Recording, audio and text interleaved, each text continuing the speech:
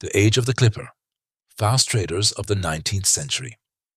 In the long chronicle of maritime history, few ships have captured the imagination quite like the clipper. These sleek, elegant vessels, with their towering masts and clouds of white canvas, embodied a moment when speed became as precious a commodity as the cargo they carried. For centuries, merchants had focused on capacity, the ability to transport as many goods as possible from one port to another. Yet by the dawn of the 19th century, a new demand emerged: to move goods swiftly across oceans, to reach markets ahead of rivals, to deliver tea, spices, and other perishables before they lost their freshness, and to strike commercial advantage in an increasingly global economy. The clipper ship was the answer. Combining beauty and utility, these ships were not merely tools of trade but floating works of art designed with grace and purpose. Their hulls were long and narrow, their bows sharp and raked forward, and their masts carried more sail than almost any merchantman before them.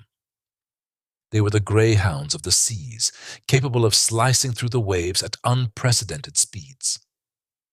To sailors, the clipper was a challenge and a joy, exhilarating to command, yet demanding in skill and endurance. To merchants, they were instruments of profit and prestige. And to the wider public, they became symbols of national pride, of ingenuity, and of a restless, adventurous age when oceans were highways and time itself was the greatest rival. The early 19th century was a period of profound transformation. The Industrial Revolution had begun to reshape societies in Europe and America, bringing new wealth, new technologies, and new hunger for international trade. Steam power was slowly beginning to appear on rivers and coastal waters, but on the vast oceans, sails still reigned supreme. The question was not whether a ship could cross the seas. That had long been mastered, but how quickly it could do so. The birth of the clipper ship was not a single moment, nor the achievement of one nation alone. It was a gradual evolution of naval architecture, carried forward by the ingenuity of shipwrights in Britain and the United States. Yet, in every port where clippers were conceived, they were united by a shared vision: to create the fastest sailing vessels the world had ever seen. Early experiments.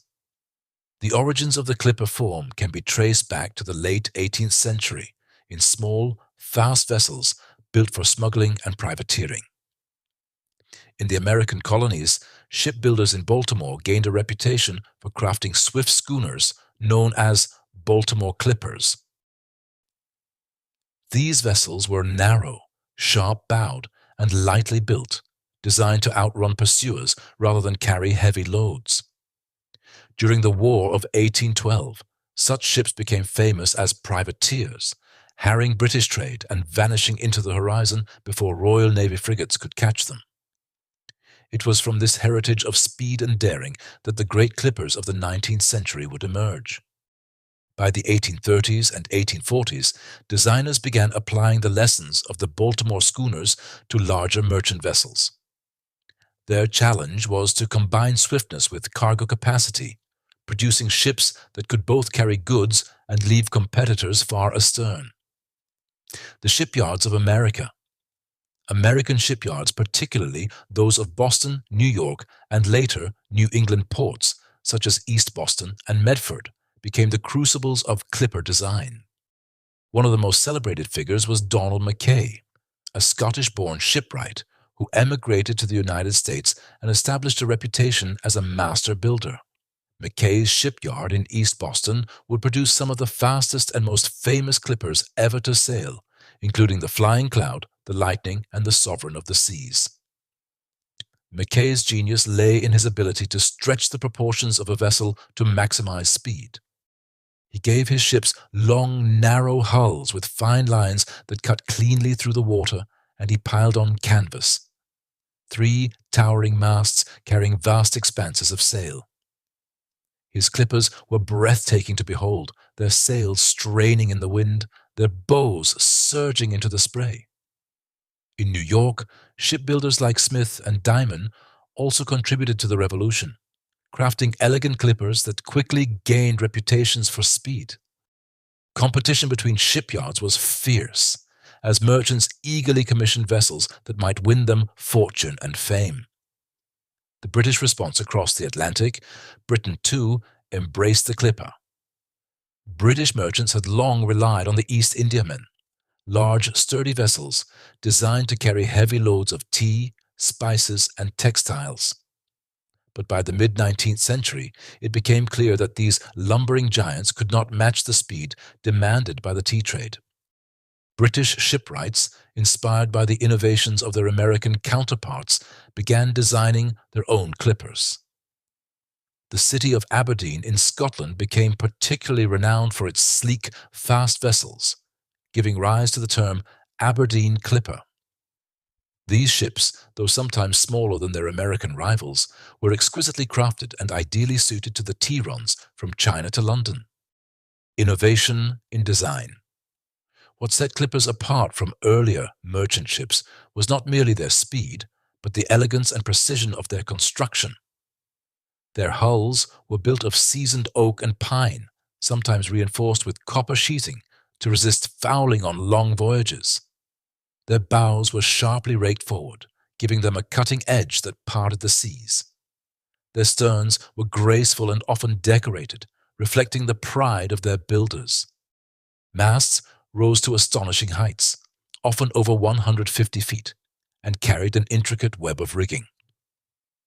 A large clipper might set more than 30 sails, a forest of canvas that demanded constant attention from a skilled crew. Handling such a ship was no easy task. Every gust of wind had to be balanced, every sail trimmed to perfection. Yet when all was in harmony, a clipper could reach speeds of 16 knots or more, far surpassing the lumbering 8 to 10 knots of most merchantmen. Launching the legends. The launching of a new clipper was a moment of ceremony and excitement.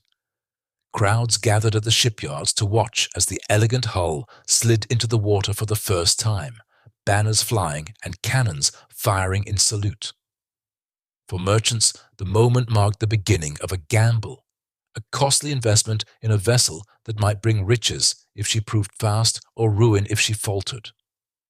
For sailors, the launch was the promise of adventure and peril. Life aboard a clipper was no easy existence. The work was grueling, the demands unrelenting, and the seas unforgiving. Yet for many seamen, to serve aboard such a ship was a badge of honor, a chance to test themselves against the ocean and the wind aboard the fastest craft afloat. The stage was now set. By the mid-1840s, the clipper had emerged as the supreme trading vessel of its age, poised to dominate the world's oceans in a brief but glorious reign. Ahead lay the great tea races, the perilous voyages around Cape Horn, and the golden names that would echo through maritime history. One of the key drivers of the clipper era was the tea trade. For centuries, tea had been a prized commodity in Europe, imported in carefully guarded shipments from China. By the 1830s and 1840s, demand for the beverage was immense, and merchants competed fiercely to bring the first fresh cargoes of the season to London. The first ship to dock in the Thames with new season tea could command premium prices. Speed, therefore, translated directly into profit. Another crucial factor was the California gold rush of 1849. When gold was discovered in the foothills of the Sierra Nevada, tens of thousands of hopeful prospectors and entrepreneurs surged toward the American West. For many, the fastest way to reach San Francisco was not across the continent, but by sea, down the Atlantic coast of the Americas, around Cape Horn, and up the Pacific. Clippers, with their unrivaled swiftness, became the vessels of choice for this perilous journey. The opium trade between India and China, though shadowed by infamy, also fueled the demand for swift ships. Merchants who trafficked in the lucrative and morally dubious exchange sought vessels that could evade Chinese patrols and deliver their controversial cargo quickly. By the 1840s, then, the world economy was ripe for a revolution in ship design. The traditional Bulky East Indiamen, slow, stately vessels built to carry great quantities of goods securely, were no longer sufficient. Merchants clamored for something new, ships that would cut weeks, even months, off their voyages, and that would outpace rivals on the great global trade routes. Out of this crucible of competition and ambition, the clipper was born. The name itself is telling. To clip through the water meant to move swiftly and lightly, and it was this quality that defined the new class of ship. Unlike their predecessors, clippers were built not merely to carry, but to race, to shave days off ocean crossings, to seize the advantage in the global scramble for profit, and to win the admiration of all who saw them under sail. The stage was set. Around the shipyards of Britain and America, master shipwrights began to experiment with new designs, stretching the boundaries of naval architecture. What followed was a golden age of sail, a brief but dazzling chapter in maritime history when ships were as fast as the wind could drive them, and when nations measured their prestige by the elegance and speed of their clippers. To understand the grandeur of the clipper, one must pause to look closely at the details of its construction and design. These ships were not only beautiful in appearance, but also marvels of engineering, crafted to combine speed, endurance, and elegance. Every line, every plank, every rope was placed with purpose. Dimensions and hull form. The size of a typical clipper varied depending on its intended trade, but the largest American clippers of the 1850s reached astonishing dimensions for wooden sailing ships. Many stretched more than 200 feet in length, with beams of 40 feet or more and displacements approaching 2,000 tons. The Great Republic, Donald Mackay's masterpiece launched in 1853, was at the time the largest wooden sailing ship ever built, measuring an incredible 335 feet from stem to stern. The hulls were long and narrow compared to earlier merchantmen, often with a length-to-beam ratio of 5:1 or greater. This gave clippers their distinctive sleekness and enabled them to slice through the waves rather than wallow in them. The bows were sharply raked and sometimes adorned with carved figureheads, while the sterns were gracefully rounded. Below the waterline, many were sheathed in copper to prevent barnacles and marine growth that could slow their passage, rigging and sails. The true glory of a clipper lay in its rigging. These ships carried 3 towering masts, sometimes 4, each rigged with a complex array of square sails, staysails, and jibs. A large clipper might set more than 30 sails, spreading upwards of 40,000 square feet of canvas to the wind. The mainmasts rose over 150 feet into the sky, their spars and yards bristling with sailcloth. Handling this vast expanse of canvas required precision and teamwork. A change in wind direction could demand dozens of sailors racing aloft to reef or unfurl sails, often clinging to swaying yards high above a rolling sea. When conditions were right, the effect was breathtaking. A clipper under full sail, every canvas straining, the ship surging forward like a living creature, leaving a white wake boiling behind. Speed. Speed was the essence of the clipper. While most merchant ships of the early 19th century managed an average of 6 to 8 knots, the best clippers could sustain 14 to 16 knots, with bursts over 20 knots recorded in favorable conditions.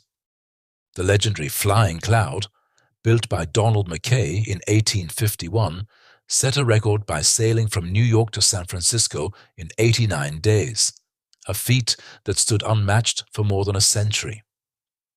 Other clippers, like the Lightning and the Cutty Sark, became synonymous with swiftness, achieving daily runs of more than 400 nautical miles.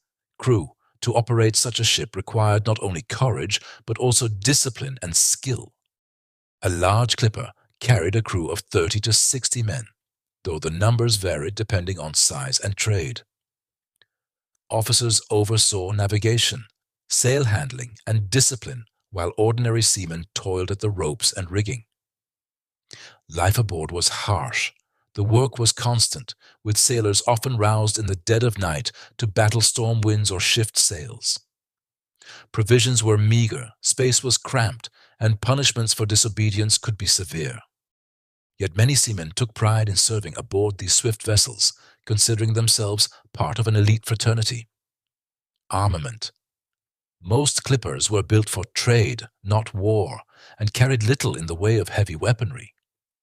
Yet, given the dangers of piracy and the turbulent seas of the mid-19th century, some clippers were fitted with a few small cannon or swivel guns, enough to repel boarders or ward off smaller threats.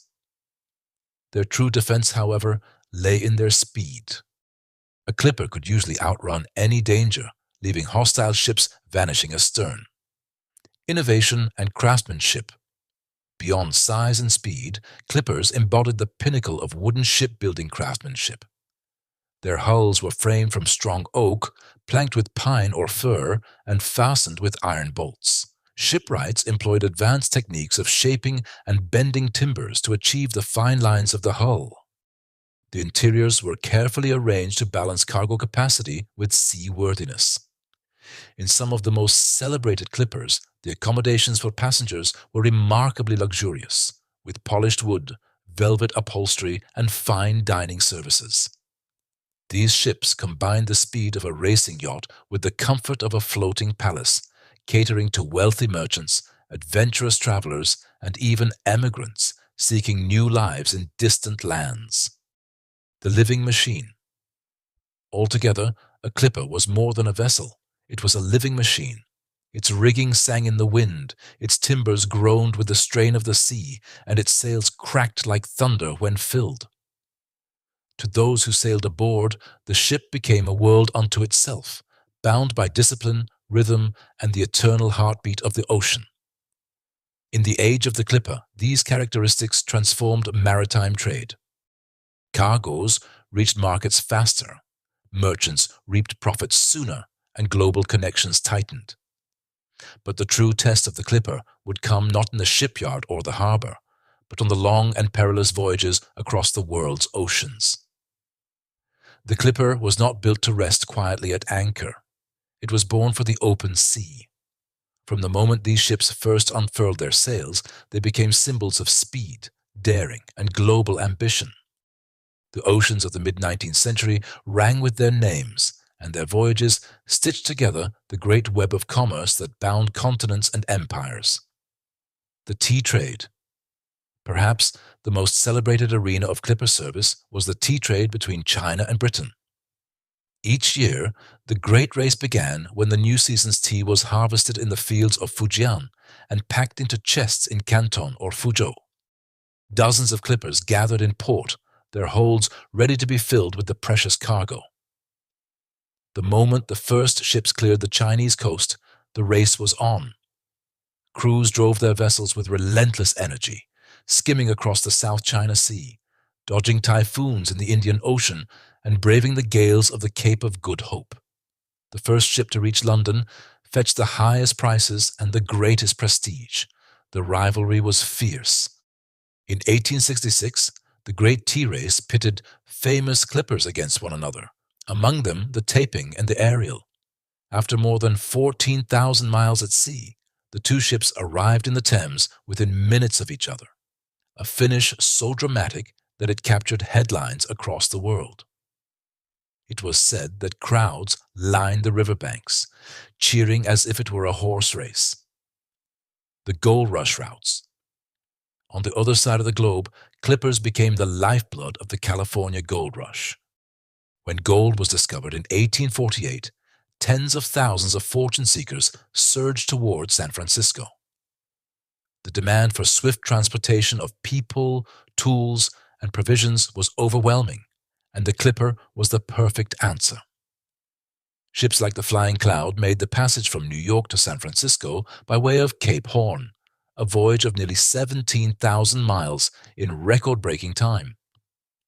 The Flying Cloud's 89-day passage in 1851 stunned the maritime world and made her a legend. For those aboard, the journey was grueling, with cold gales and mountainous seas around Cape Horn, but the promise of fortune at journey's end kept spirits alive. Clippers also carried gold back to the East Coast and Europe, bringing unimaginable wealth and fueling further speculation. San Francisco's harbor grew crowded with the mass of clippers, many of which were abandoned by crews who dashed into the hills to try their own luck in the gold fields. Wool and opium. The reach of the clipper extended even further. In Australia, the booming wool industry demanded fast ships to carry bales across the oceans to the mills of Britain. Clippers became the backbone of this trade, ensuring that raw material arrived swiftly and in good condition. In darker chapters of history, some clippers were employed in the opium trade, carrying the controversial cargo from India to China. While this business brought immense profits to merchants, it also left a legacy of conflict, addiction, and war that still shadows maritime history. Whaling and exploration. Though most clippers were built for trade, a few were adapted for other ventures. Some hunted whales in the Pacific, their speed allowing them to reach distant grounds quickly. Others were outfitted for exploration, their ability to cover vast distances making them suitable for charting unknown seas. Life at sea. Daily life aboard a clipper was a world of contrasts. The officers and wealthy passengers might enjoy well-furnished cabins, with meals served on fine china. But for ordinary sailors, life was unrelentingly hard. Watches rotated every 4 hours, and men labored aloft in all weather, hands raw from handling ropes, eyes stung by salt spray. Storms tested the skill and nerve of the crew. A sudden squall could shred canvas or snap spars, while in calmer seas the ship might roll endlessly, its masts creaking and its timbers groaning. Yet for many sailors, the pride of serving on the fastest ships afloat outweighed the hardships. The global impact. In every ocean basin, the clipper left its mark. Cargoes moved more quickly than ever before. Empires tightened their hold on distant colonies, and consumers in Europe and America tasted goods that only months earlier had seemed impossibly far away.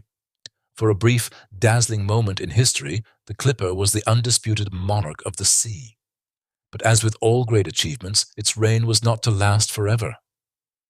Steam power loomed on the horizon, and the world of sail would soon face a dramatic transformation.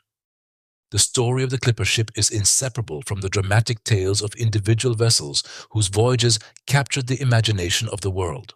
These ships were not merely tools of trade, they were personalities in their own right, each carrying a reputation forged in storms, races, and records that seemed almost impossible to surpass.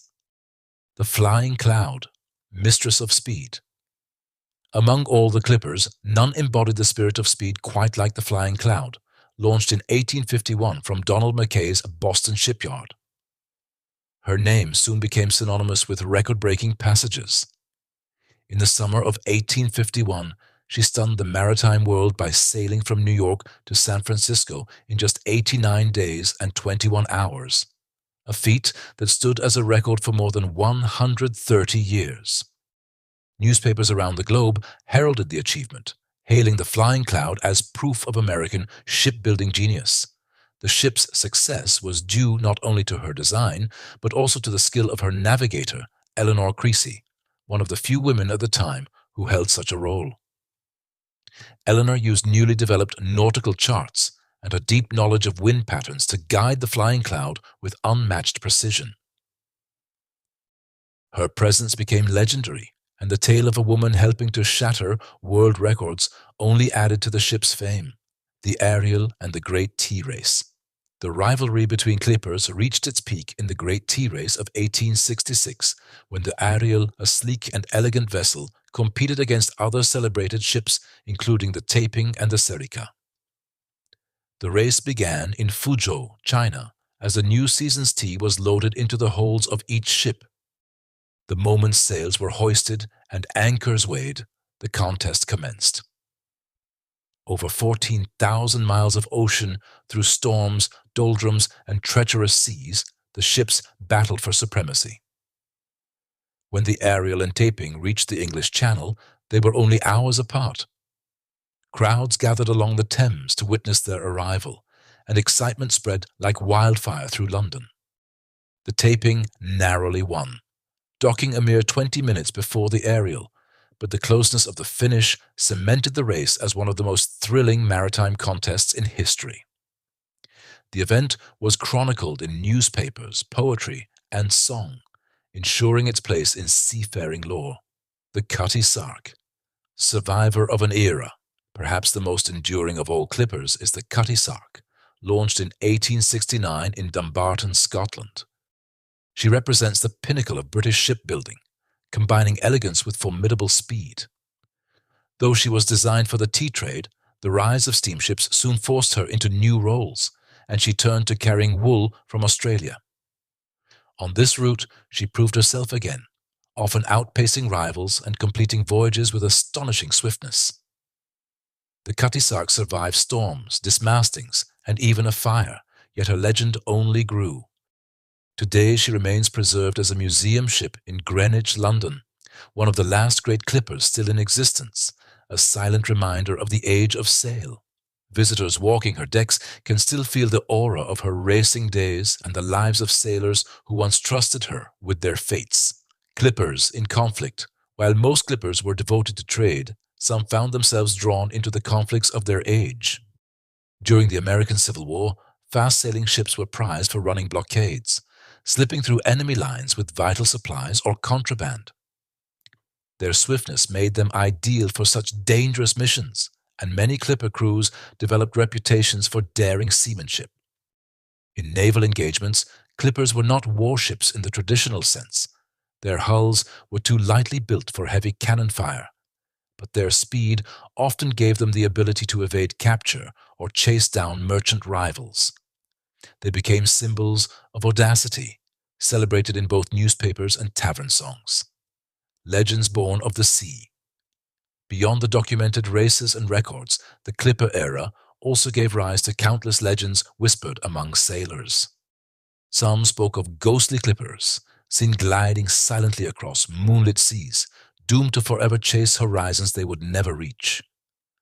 Others told of crews vanishing mysteriously in mid-voyage, their ships found adrift with sails set and tables laid, but no soul aboard. These stories, whether fact or fancy, added to the aura of mystery that surrounded the clipper fleet. For men who faced death daily in storms or in the icy waters of Cape Horn, such tales offered both warnings and wonders, a reminder that the ocean was as much a realm of myth as of commerce. The decline begins by the late 1860s and 1870s. Even as some clippers reached their greatest fame, the shadow of decline fell over them. The Suez Canal opened in 1869, offering a faster, safer passage between Europe and Asia for steamships, which did not depend on wind. While clippers still reigned on longer routes where coal was scarce, their golden age was drawing to a close. Yet though their time was short, the impression they left on the world was deep and enduring. Their voyages, their races, and their legends became woven into the very fabric of maritime history, ensuring that even as the sails came down, their memory would remain forever. When the era of the clipper ships faded, their legacy did not vanish with them. Instead, it took root in literature, art, music, and collective memory. These sleek vessels came to represent not only a technological triumph, but also the adventurous spirit of an age when oceans were highways and ships were symbols of national pride. Clippers in literature. Writers of the 19th and 20th centuries immortalized the clipper ship in stories, novels, and memoirs. Richard Henry Dana Jr. Зрение, автор книги «Два года до мачты», помог Шейп романтичный и грязный образ жизни на борту быстроходных судов. Although Dana's story was based on merchant ships rather than clippers specifically, later readers often associated his vivid descriptions with the era of sleek, speedy craft. The Flying Cloud, the Cutty Sark, and the Ariel appeared in numerous serialized adventure tales and nautical journals, often portrayed as characters in their own right, fierce, proud, and alive. Later, maritime historians like Basil Lubbock dedicated entire volumes to the history of the clippers, ensuring that their exploits were not forgotten. His detailed works, such as the China clippers and the colonial clippers, became definitive references for enthusiasts and scholars alike. Even in modern times, authors continue to draw upon the mystique of the clipper ship, weaving them into historical novels or using them as metaphors for freedom, ambition, and the fleeting passage of time. Artistic representations. Artists of the 19th century frequently painted clippers under full sail, their hulls slicing across storm-tossed seas or gliding majestically into harbor. Maritime painters such as Montague Dawson and James E. Buttersworth captured the drama and elegance of these ships, often emphasizing their towering masts and billowing canvas. These paintings were not mere decorations, they were celebrations of national pride. To hang a portrait of a famous clipper in one's home was to align oneself with adventure, commerce, and the relentless pursuit of speed. Even today, many maritime museums displayed these works as highlights of their collections. Photography, still in its infancy during the height of the clipper era, also captured glimpses of these vessels, though often only in harbor. For modern viewers, such images feel like rare windows into a vanished world, a way of standing face to face with history, music, and folklore. Sea shanties, the working songs of sailors, often reference the speed and grace of clippers. The names of famous ships slipped into lyrics, sung on decks as crews hauled lines and set sails. For sailors, these songs were more than rhythm. They were expressions of pride, camaraderie, and a connection to the wider seafaring tradition. Folk ballads, too, told of legendary races, daring captains, and the hazards of rounding Cape Horn. In these verses, the clipper became less a ship of wood and canvas and more a living spirit, brave, restless, and untamed. Museums and preservation. Perhaps the greatest cultural legacy of the clippers lies in the ships that survived. Most were lost to storms, decay, or the scrapyard, but a few escaped destruction. The Cutty Sark, preserved in Greenwich, London, remains the most famous. Visitors walk her decks and imagine the days when her sails stretched taut against the wind. Her survival through fire and restoration only strengthens her symbolic status as the last great clipper. Other vessels, though not true clippers, preserve the same spirit. Ships like the Balclutha in San Francisco or the Thermopylae, known through models and replicas, keep alive the traditions of long-haul sailing. Museums around the world hold collections of ship models, navigational tools, and paintings that keep the memory of the clipper age alive. Through these exhibits, new generations encounter the marvels of an age when speed was measured not in miles per hour, but in days saved across oceans. National identity and pride. For both Britain and the United States, clippers became symbols of industrial might and maritime dominance. In Britain, they represented mastery of global trade routes and the wealth generated by empire. In America, they embodied ingenuity and competition, a reminder of the nation's ambition to rival European powers on the seas. Even in decline, clippers continued to inspire. At world exhibitions, models and portraits of these ships drew crowds, and their stories were retold as part of the larger narrative of national progress. Clippers in modern media film and television have also embraced the romance of the clipper ship. Documentaries and dramatizations often highlight their races, their storms, and their daring voyages. Even fictional depictions of sailing ships in popular culture, whether in novels adapted to the screen or animated adventures, borrow from the sleek lines and tall masts of the clipper silhouette. The influence extends to advertising and branding too. Breweries, shipping companies, and even sports teams have adopted clipper names and imagery to symbolize speed, tradition, and reliability.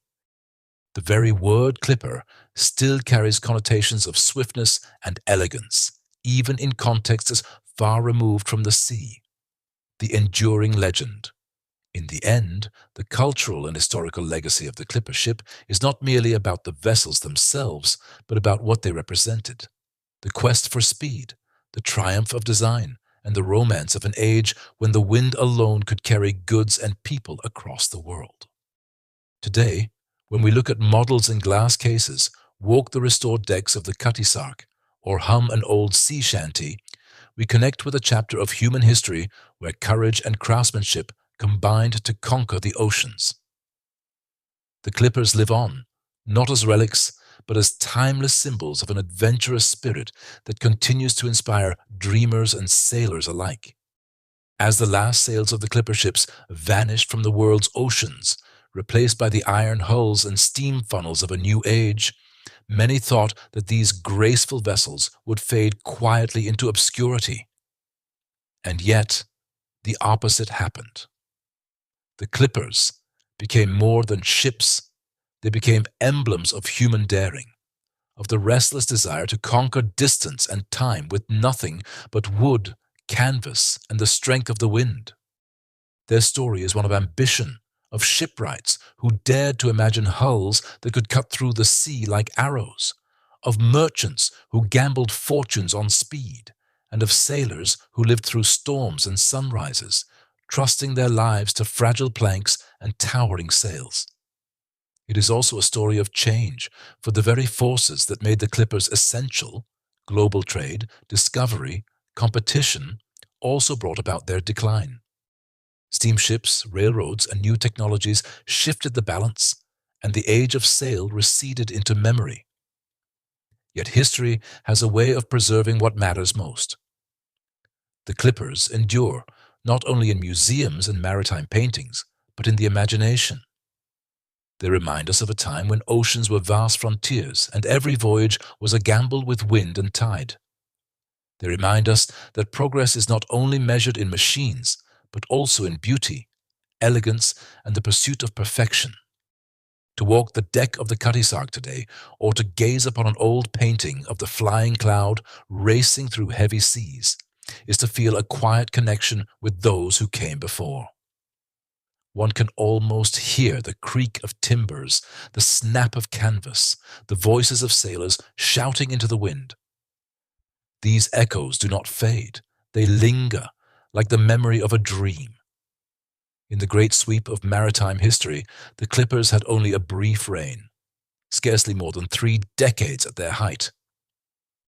And yet, in that short span, they changed the way the world thought about ships. They proved that sailing craft could be not only functional, but fast, not only sturdy, but graceful.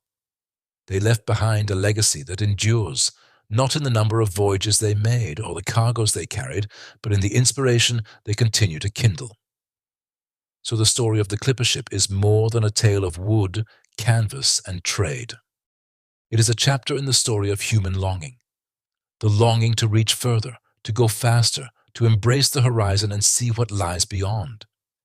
And even now, in the quiet of night, as one listens to the rustle of trees in the wind or the steady rhythm of waves against the shore, it is possible to imagine the silhouette of a clipper, sails billowing, prow cutting cleanly through the sea, forever chasing the dawn.